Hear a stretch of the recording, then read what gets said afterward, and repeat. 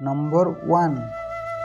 ତୁମକୁ ଯିଏ ଥଟ୍ଟା କରୁଛି ତାକୁ ଥଟ୍ଟା କରିବାକୁ ଦିଅ। ତୁମକୁ ଯିଏ ଖରାପ ଭାବୁଛି ତାକୁ ଭାବିବାକୁ ଦିଅ। କାରଣ ଏ ଦୁନିଆ ଏମିତି, ଏଠି ଭଲ ଲୋକଙ୍କୁ ମିଳେ ନିନ୍ଦା, ଖରାପ ଲୋକଙ୍କୁ ମିଳେ ପ୍ରଶଂସା। ସମ୍ପର୍କ ସୃଷ୍ଟି ହୁଏ ସ୍ନେହରୁ, ଜୀବିତ ରୁହେ ବ୍ୟବହାରରେ। ଅନୁଭବ ହୁଏ ଯନ୍ତ୍ରରେ, ଅନୁଭୂତି ବସା ବାନ୍ଧେ ହୃଦୟରେ। ମଉଳିଯାଏ ସନ୍ଦେହରେ, ଭାଙ୍ଗିଯାଏ ଅହଙ୍କାରରେ।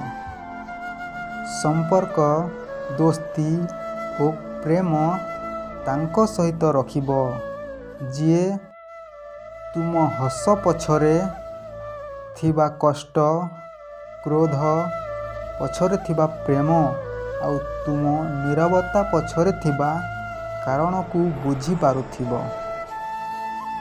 ପିତ୍ତଳ କିମ୍ବା ତମ୍ବା ପାତ୍ରରେ ଖାଆନ୍ତୁ, ଯଦି ନାହିଁ ତାହେଲେ କଦଳୀ, ଶାଳ କିମ୍ବା ପଦ୍ମପତ୍ରରେ ଭୋଜନ କଲେ ମଙ୍ଗଳ ହୋଇଥାଏ।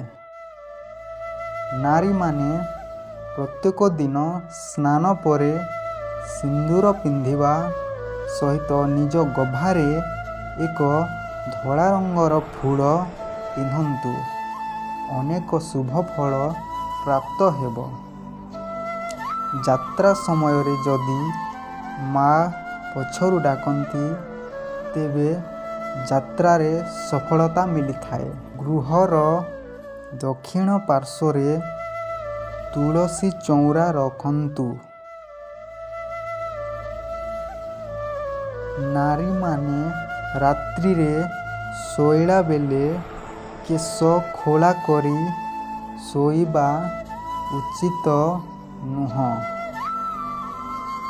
ଯଦି କାନ୍ଥ ଘଣ୍ଟା ଚାଲୁନାହିଁ ତେବେ ଘଣ୍ଟାକୁ ଓଲଟାଇ ରଖନ୍ତୁ।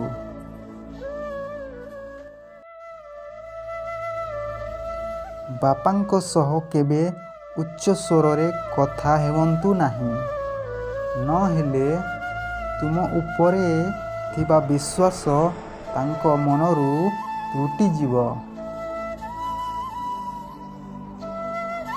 କାଚ ପାତ୍ରରେ ଲୁଣ ରଖିଲେ ଶୁଭ ଫଳ ମିଳିଥାଏ। ପୂଜା କରିବା ବେଳେ ପୁରୁଷମାନେ ମା' ଦୁର୍ଗାଙ୍କ ଫଟୋ ବା ମୂର୍ତ୍ତିରେ ସିନ୍ଦୂର ଲଗାଇବା ଉଚିତ ନୁହେଁ। ନାରୀମାନେ ହନୁମାନଙ୍କ ଫଟୋ ବା ମୂର୍ତ୍ତିରେ ସିନ୍ଦୂର ଲଗାଇବା ଉଚିତ ନୁହେଁ। ତଳେ ବସି ଠାକୁର ପୂଜା କଲେ ଦୁଃଖ ମିଳେ। ପଥର ଉପରେ ବସି ପୂଜା କଲେ ରୋଗ ବୃଦ୍ଧି ହୋଇଥାଏ। କାଠର ପିଢ଼ା ଉପରେ ବସି ପୂଜା କଲେ ଦୁର୍ଭାଗ୍ୟ ମାଡ଼ିଥାଏ। କୁଶ କିମ୍ବା କପଡ଼ା ଆସନ ଉପରେ ବସି ପୂଜା କରିବା ଉଚିତ।